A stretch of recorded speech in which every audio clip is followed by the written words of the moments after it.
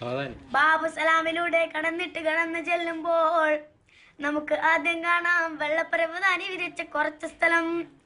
എല്ലായിടത്തും ചുവപ്പ് കാർപ്പറ്റാണ്, വെളുത്ത കാർപ്പറ്റ് ചിത്രപ്പണിയുള്ള ഒരൽപ്പ സ്ഥലം കാണാം. ആ സ്ഥലമാണ് ലോകത്തിലെ സ്വർഗം, ഭൂമിയിലെ സ്വർഗം. മാബൈന ബൈതി വ മിംബരി റൗളത്തും മിൻദിയാൽ ജന്ന. സ്വർഗത്തിലെ ഭൂമിയിലെ സ്വർഗത്തിൽ നിൽക്കാൻ കഴിയണം മുസ്ലിമേ. കണ്ണ് നിറഞ്ഞു പോയി 2 റക്അത്ത് നിസ്കരിച്ച സ്ഥലമാണ് ഭൂമിയിലൊരു സ്വർഗം. ഭൂമിയിലൊരു സ്വർഗമുണ്ട് അത്രേ. മരിച്ചു കഴിഞ്ഞിട്ടുള്ള സ്വർഗമല്ല, ഖബർ കഴിഞ്ഞിട്ടുള്ള സ്വർഗമല്ല, മീസാൻ കഴിഞ്ഞിട്ടുള്ള സ്വർഗമല്ല, ഹിസാബ് കഴിഞ്ഞിട്ടുള്ള സ്വർഗമല്ല, സിറാത്ത് കഴിഞ്ഞിട്ടുള്ള സ്വർഗമല്ല, നന്മതിന്മകളെ തൂക്കിയതിനു ശേഷമുള്ള സ്വർഗമല്ല. എന്റെ സഹോദരങ്ങളെ, ഭൂമിയിലൊരു സ്വർഗമുണ്ട്. ആ സ്വർഗം എവിടെയെന്നറിയുമോ?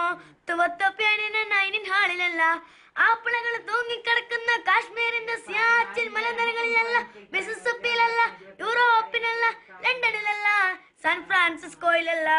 എന്റെ സഹോദരങ്ങളെ, ഭൂമിയിലൊരു സ്വർഗമുണ്ട്. ആ സ്വർഗം എവിടെയെന്നറിയുമോ?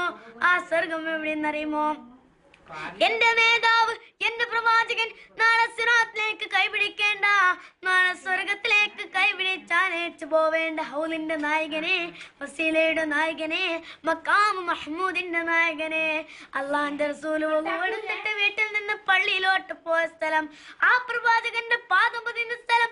ആ സ്ഥലം എന്നെന്താണെന്നറിയുമോ? അല്ല പറഞ്ഞത് ഭൂമിയിലെ സ്വർഗമാണ്, സ്വർഗമാണ്, സ്വർഗമാണ്. ഒരു പ്രവാചകന് നടന്ന സ്ഥലം പോലും സ്വർഗമായി മാറി.